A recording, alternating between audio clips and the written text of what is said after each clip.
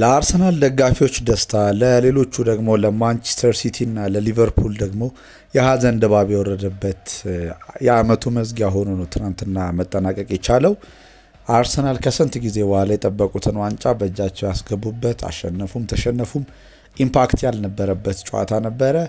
ፔፕ ጋርዲዮላ፣ ጆን ስቶንስ፣ ቤርናንዶ ሲልቫ የተሸኙበት፣ ሮበርትሰን እና መሐመድ ሳላም የተሸኙበት ሆኖ አልፏል እና ሁለቱ ስታዲየሞች የሀዘን ድባብ የነበረባቸው፣ ይሄኛው ግን ፈጽሞ ቶታሊ ተቃራኒ የሆነ ፊሊንግ የነበረበት የፕሪሚየር ሊጉ ማለቂያ ሆኖ አልፏል።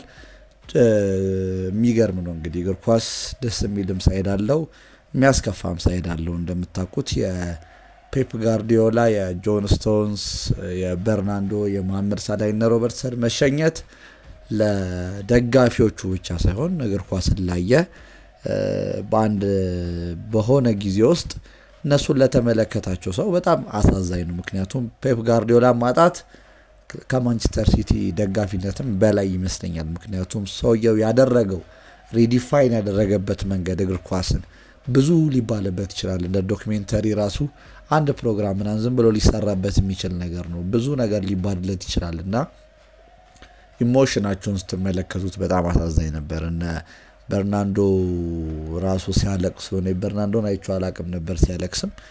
ጆን ስቶንስን እንኳን መገመት ይቻላል፣ ከዚህም በፊት ሲያለቅስ አይቼዋለሁ። ትናንትና ነው በርናንዶን ያየሁት። በጣም ልብ የሚነካ ነበረ። ፔፕ የሚያለቅስ ነበር። በጣም አሳዛኝ ሁኔታ ነበር። እነ መሐመድ ሳላም በጣም ሊቨርፑሎች የማይረሱት ሌጀንድ ነው። የሊቨርፑል ሌላኛው ምርጡ ተጫዋች ሮበርትሰንም እና እንግዲህ ምን ታረጉታላችሁ? ኳስ ዞሮ ዞሮ ስንብት አለው።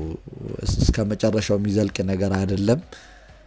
እነዚህን ሰዎች በማጣት የተጠናቀቀ ነው። ሌላ አዲስ ሲዝን እንግዲህ እስኪመጣ ድረስ በሌሎቹ አሰልጣኞች መጥተው ደግሞ እስክናይ ድረስ በሌላ መልኩ የሚገለጽ ይሆናል ማለት ነው። ነገር ግን አርሰናል ሲተቹ የነበሩበት ሲዝኑን አሁን ዝም ብለን ሪካፕ ብናደርገው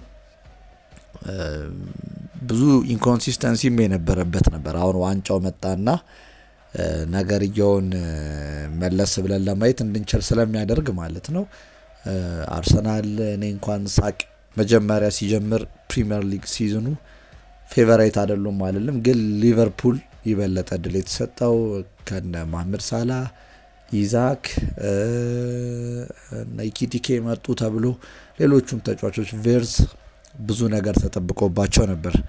ከዛን አርሰናልን ብትሰጧቸውም ግምት ግን የሊቨርፑል ስኳድ በጣም ያስፈራል በማለት ለነሱ ይበለጠ የበላይነት የተሰጠበት እና አርሰናል ደግሞ ከሊቨርፑልም ጋር ያደረጉትን ጨዋታ ባለቀ ደቂቃ ሶቦዝ ላይ ጥሩ ቅጣት ምት ስላገባባቸው በቃ ዘንድሮም አርሰናል የሚያሳካው አይደለም። ደዌይ ደግሞ የተጫወቱበት መንገድን ስትመለከቱት የዛኔ ይበለጠ ጥንቃቄን የወሰደ ይሄ ዋንጫ ሊወስድ ያሰበ ደፋሩን ቡድን ሳይሆን ሊቨርፑልን አክብሮ ሞስት ኦፍ ዘ ታይም ጥንቃቄን በመምረጥ ላይ ያተኮረ ቡድን ነበር ያየ ነው እና በቃ ይሄ ቲም አሁን ከዚህ በኋላም ድጋሚ ሊደግሞ ይችላል። ይህንን ነገር አፕሮቹ ትክክል አይደለም፣ ዋንጫ የሚበላ ቡድን በዚህ መልኩ ነው እንደሚጫወተው የሚል ትችትም ነበረበት።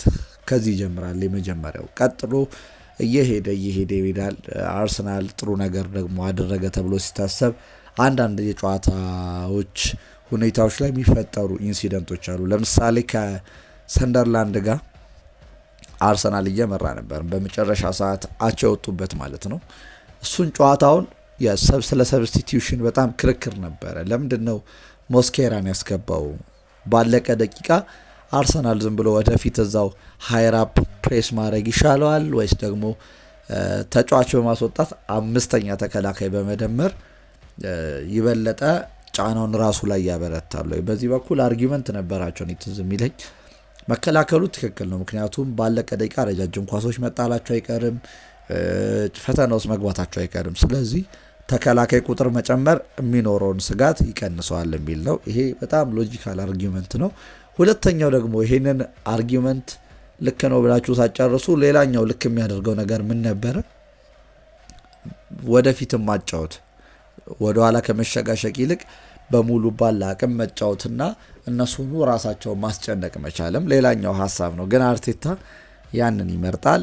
አቻ ይወጣሉና ምን አይነት ውሳኔ ነው እየተባለ ከዛ በኋላ ከነ ብሬንፎርድ ጋር ከነ ወልቭስ ጋር ጥሩ ነገር አልነበራቸውም።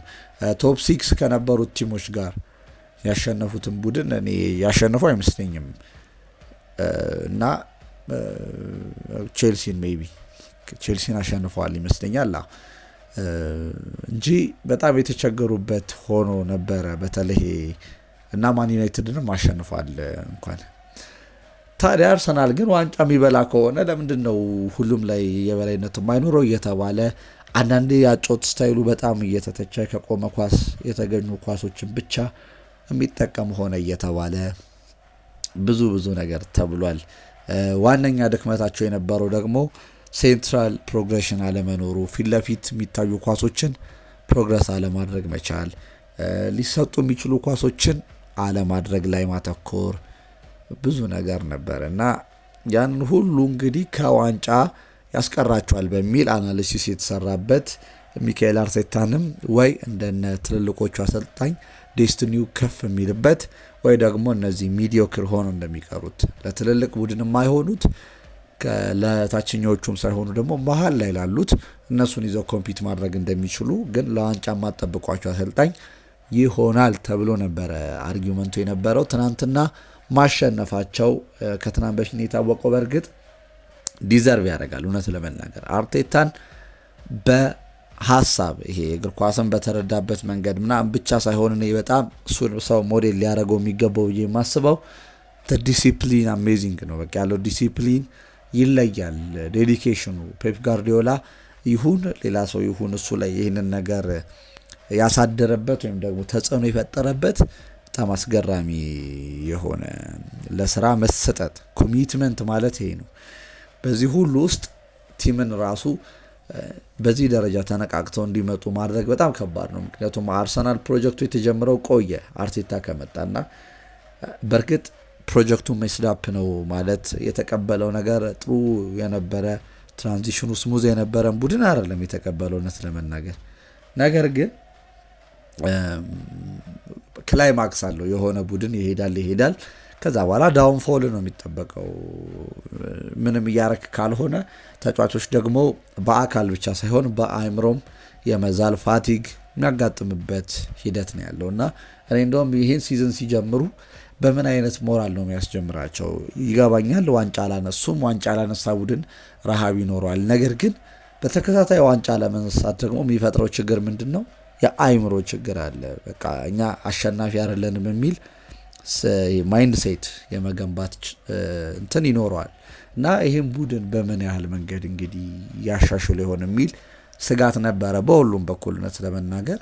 ነገር ግን ይህንን ሁሉ በኮሚትመንት በዴዲኬሽን በእያንዳንዷ ዲቴል ላይ ኦብሰስድ በመሆን የመጣ ውጤት ነው። ትናንትና ብዙ ተጫዋቾችን ይገባቸዋል። የአርሰናል ተጫዋች ሁሉንም ይገባቸዋል። በተለየ ግን ዴክላን ራይስ ይገባዋል። ጋብሪኤል ማጋሌሽ፣ ሳሊባ፣ ራያ፣ ሳካ ሌሎቹም ሁሉም ይገባቸዋል በጣም እና እኔ ዴክላን ራይስም የጽናት ምልክት ነው። በጣም ልናደንቀው የሚገባ ነው። ኢትስ ናት ደን እያለ ነበር አላለቀም ሲል ነበረ። ይህ አሁን በዛ ሰዓት የሚመስለው እኔ ራሱ የመሰለኝ ፍራስትሬሽን ነው። ምክንያቱም ሰው ከተሸነፈ በኋላ የሆነ ቡድን እየበለጣቸው እንደሆነ ካወቁ በኋላ ኢትስ ናት ደን ማለት እዛው ሞመንት ላይ ያው የመበሳጨት የመናደድ ተስፋ ላለመቁረጥ የመሞከር ነገር ነው እንጂ የምር ተሰንቶት ሲሆን እንደዛ የሚለው ነገር ያጠራጥራል። ነገር ግን ትናንት ዋንጫውን ይዘው ሲደሰቱ ውስጥ ተመለከቱ። እውነትም ሬዚሊየንስ ማለት እንደዚህ አይነት ነገር ነው። በቃ አስገራሚ የሆኑ ተጫዋቾች ነበሩት። ብሩኖ ፈርናንዴዝ ኮከብ ተባለ እንጂ ዴክላን ራይስም እውነት ለመናገር ሁለት ቢሰጣቸው ምንም ቅር የሚያሰኝ አልነበረም። እውነት ለመናገር ያሳዩት ፐርፎርማንስ የሁለቱም አስገራሚ ስለነበር ማለት ነው። እንግዲህ ከዚህ በኋላ እንዲህ አይነቱ ቡድን በምን ያህል መንገድ ይቀጥላል የሚለው ደግሞ ሌላ ምክንያቱም አንዴ ዋንጫ ነበር ይህ ቡድን የጎደለው። ከዚህ በኋላ ሊያነሱት የሚችሉት ዋንጫ ብዙ ሊሆን ይችላል፣ ላይሆንም ይችላል። ግን አንዲሁ አሲዩም ስናረግ ግን የማድረግ ፕሮባቢሊቲ ያላቸው ቬራ እንዳለው ማለት ነው። አንዴ ዋንጫ ካነሳ የሆነ ቡድን ደጋግሞ የማንሳት ነገር ይኖራል። ደግሞ በተለይ ቲሙ ጥሩ ፎርም ላይ ያለ ገና ብዙ ነገር ማድረግ የሚችል መስተካከል ደግሞ ገና በዲቴይል የሚሄድ ቡድን ስለሆነ ይህንን ነገር ማድረግ ይከብዳቸዋል ብዬ አላስብም። ትናንትና በጣም ደስ የሚል ምሽት ነበር እውነት ለመናገር። በአንድ በኩል የእግር ኳስ መራርነት አለ። እንደነ ፔፕ ጋርዲዮላ አይነቶቹን መሸኘት ማለት ያው ታውቃላችሁ የሚያሳዝን ነው። እኔ ማንም ደጋፊ አንድ ሰው ሊሆን ይችላል እነሱን አለማክበር፣ አለመውደድ፣ እነሱ ሲወጡ ሊጉ ላይ የሚፈጥሩትን ኢምፓክት ታውቁታላችሁና ቢኖሩና ብናያቸው ደስ ይለናል። ግን ኖ ዋን ኢዝ ኢተርናል። በቃ የሆነ ሰው የሆነ ቦታ ላይ ሂዶ ያቆማል። ይሄንን ነው ትናንት የተመለከትነው። እነ በርናንዶ ሲልቫ በጣም ልብ የሚነካ ነገር ነው ሲያረጉ የነበረው። ለማንቸስተር ሲቲ ፋን ካልቸር በጣም ማጨብጨብ አለብን። ቡድኑ ራሱ ቲም አንድን ሰው በዚህ ደረጃ እያከበሩ መሸኘት ትልቅ ነገር ነው። በእግር ኳስ እንደዚህ አይነት ቡድኖች በጣም ነው የምወዳቸው። ማለት ላደረገላቸው ለሰራላቸው ሰው ሪኮግኒሽን መስጠት በጣም አስፈላጊ ስለሆነ ማለት ነው።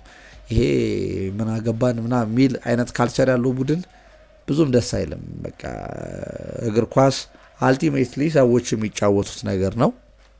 ስለዚህ ሰዎች ያደረጉልን ነገር ደግሞ አክብረህ እንኳን ደስ አለን ማለት በጣም አስፈላጊ ነገር ነውና የተደረገላቸው ነገር በሙሉ ይገባቸዋል።